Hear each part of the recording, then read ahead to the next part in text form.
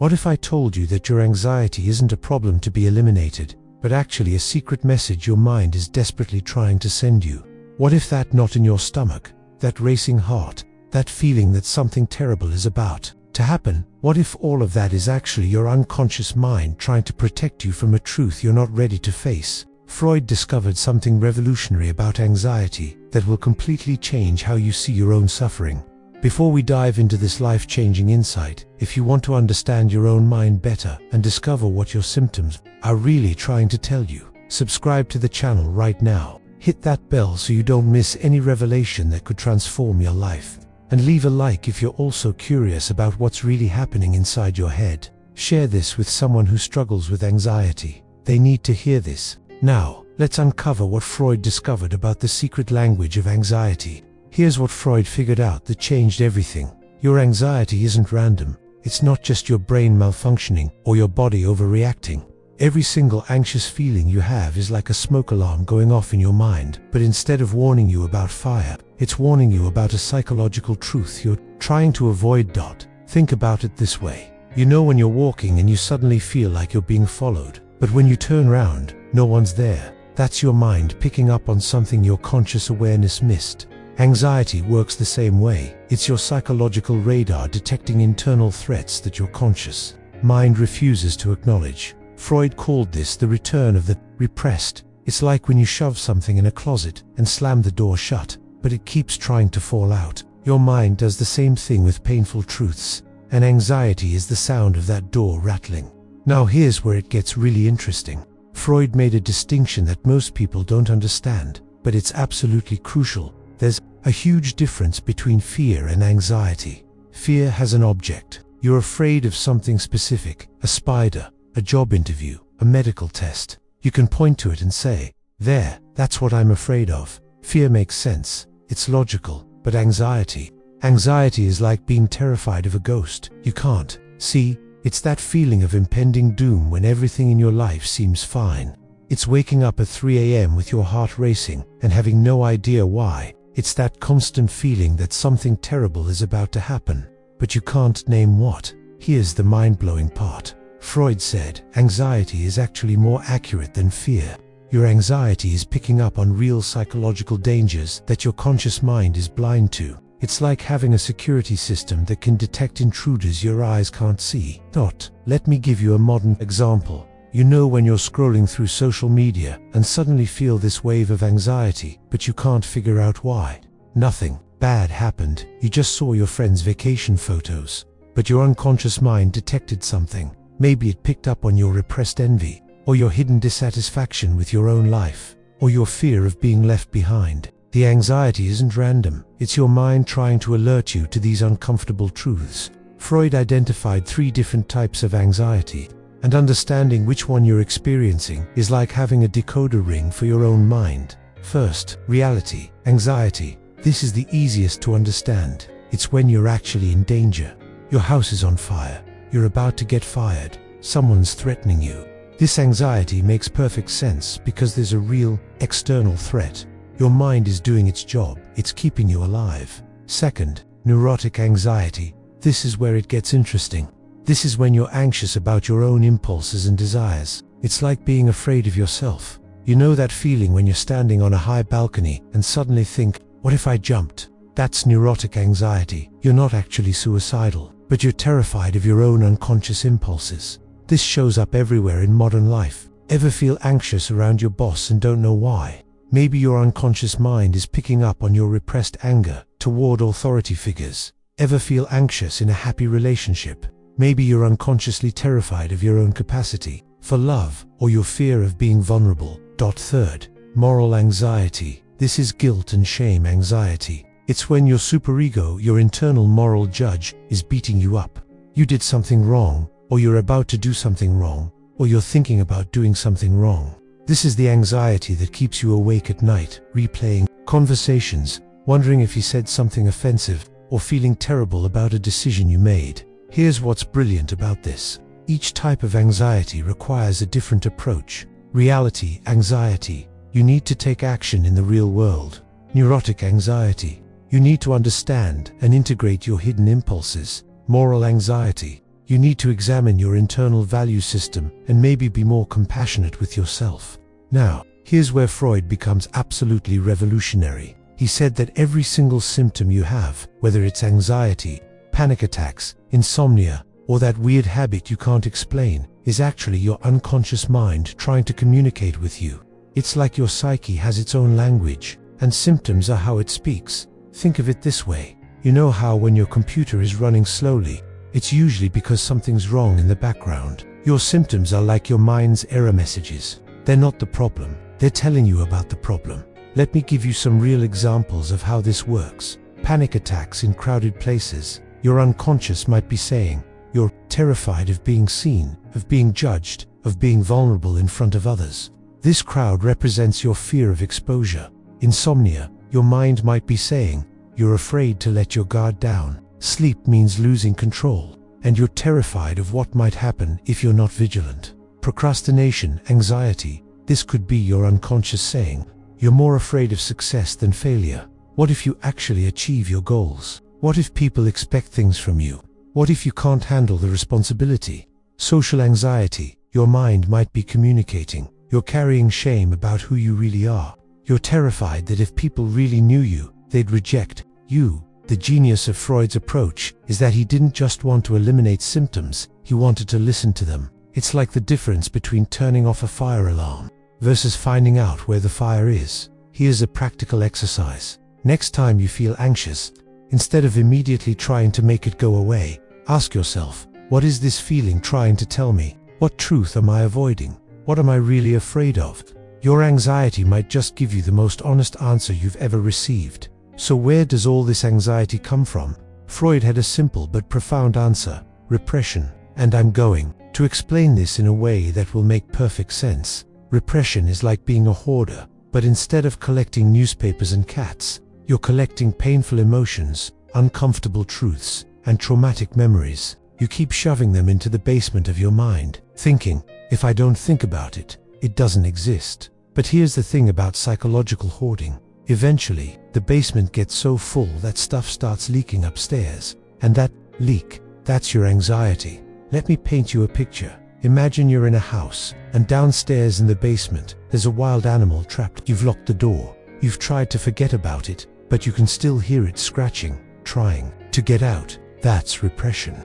The anxiety you feel walking around your house, that's your unconscious mind saying, hey, there's still something dangerous down there, and it's trying to escape.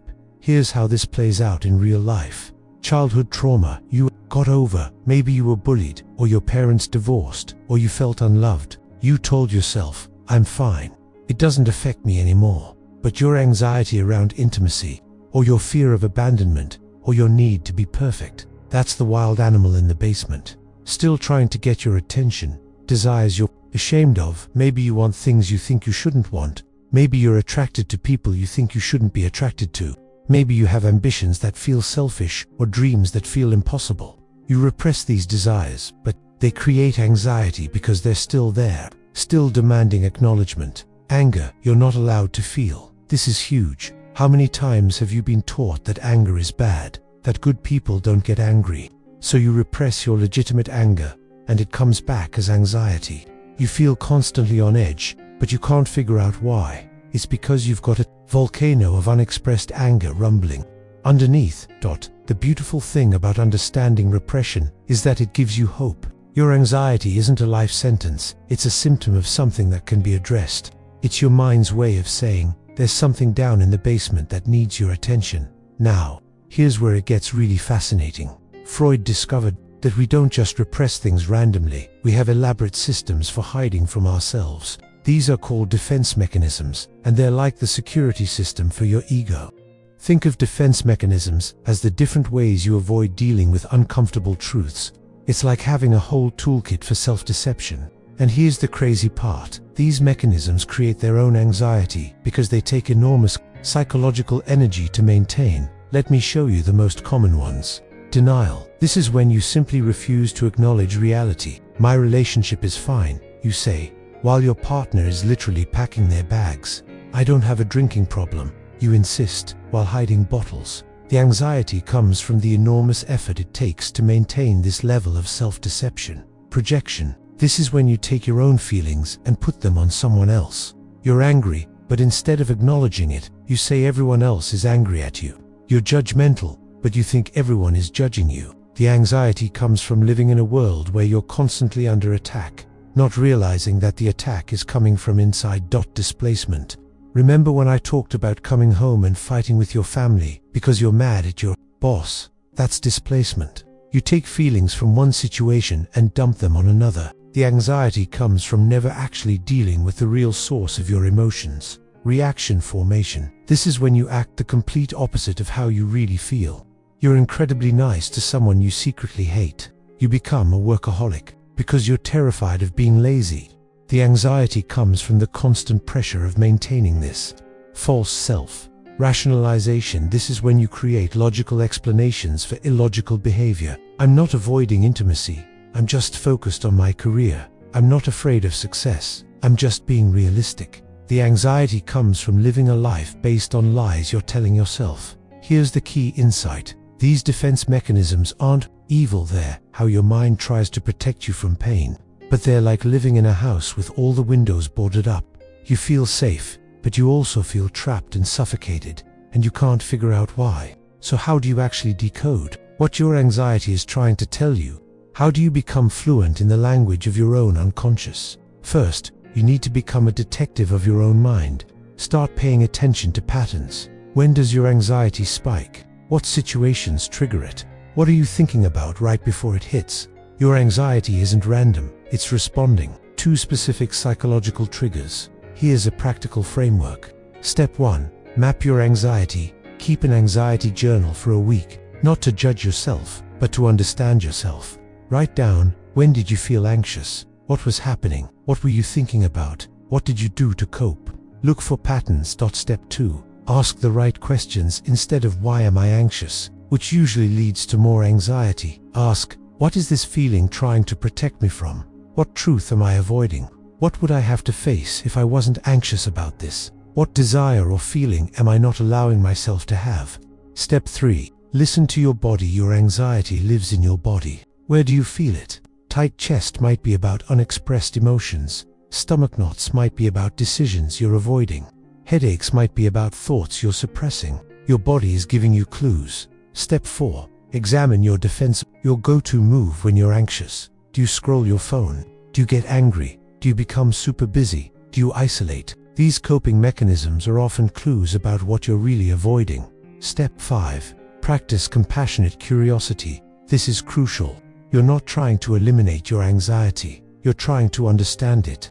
Approach it like you would a scared child who's trying to tell you something important, with patience, kindness, and genuine curiosity. Let me give you a real example. Sarah comes to therapy with severe social anxiety. She can't go to parties, can't speak up in meetings, feels like everyone is judging her. Traditional approach would be, let's reduce your anxiety symptoms. Freudian approach, what is this anxiety trying to tell you? Through exploration, Sarah discovers that her anxiety is protecting her from a deeper fear. She's terrified that if people really knew her, they'd see that she's not as smart, successful, or put together as she appears. Her anxiety is actually her mind's way of saying, don't let them get too close, they might discover the truth about you. But here's the beautiful part. Once Sarah understood this, she could address the real issue, her shame about her authentic self. The anxiety wasn't the problem.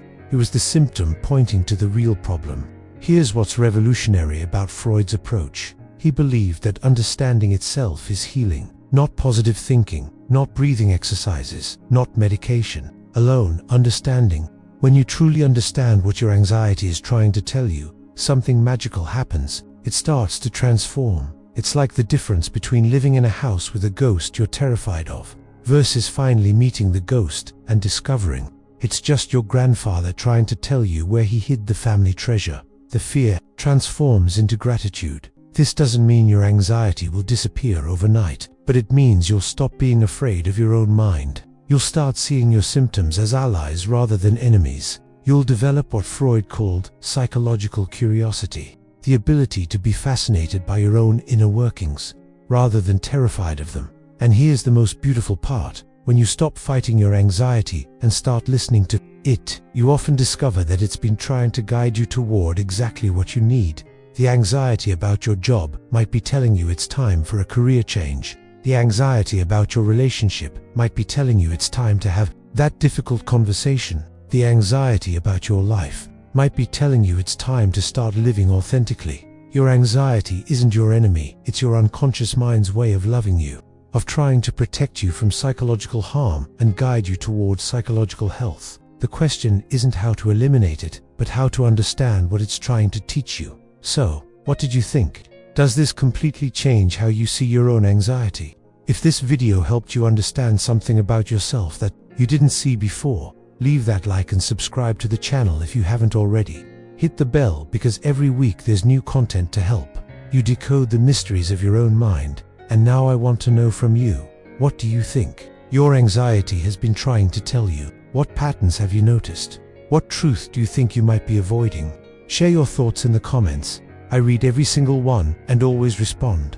And remember, your anxiety isn't a flaw in your design, it's a feature. It's your mind's way of caring for you, even when it doesn't feel that way. See you in the next video, where we'll explore more of Freud's revolutionary insights about the human mind.